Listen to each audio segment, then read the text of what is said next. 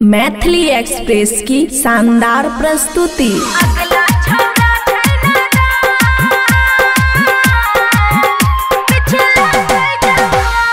खुशी recording studio बलुआहा। अगला छोरा छै नादान, पिछला छै जवान। हे गई अगला छोरा छै नादान, पिछला छै जवान। बिचला पे लाइन नहीं मारेगे, सुन इहा छिए हमर जान। अगला छोरा छै नादान,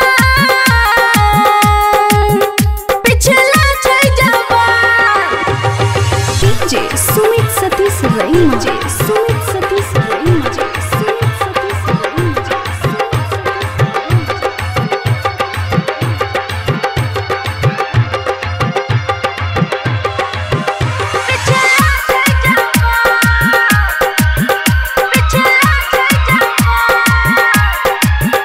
खुशी रिकॉर्डिंग स्टूडियो बलुआहा। हम सुना बाबू छिए, जन पहरान छिए, एकरा कारण हमें गाँव में बदनाम छिए। सोझा जब आबेगे खूब मुस्काबेगे, एकरा नहीं ताक सखी गोसा बढ़िया बैगे।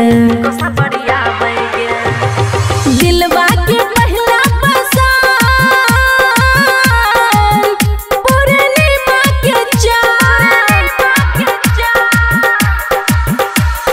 बिचला पे लाइन नहीं मारेगे सखी, सुन इहा छिए हमर जान। अगला छोरा छै नादान,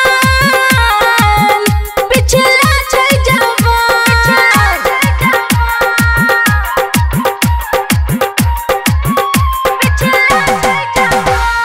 खुशी रिकॉर्डिंग स्टूडियो बलुआहा। झारे जब जुल्फी गे, दिल में बजे घंटी गे, बनते मरद हमर सुन गारंटी गे। याद में ओकर हम रहे छी जागल गे, रात भर फोन पर खुशी रहे लागल गे। रोशन दीवाना के नाम छै लिखने भगवान। बिचला पे लाइन नहीं मारेगे सखी, सुन इहा छिए हमर जान। अगला छोरा छै नादान, पिछला छै जवान। खुशी रिकॉर्डिंग स्टूडियो बलुआहा।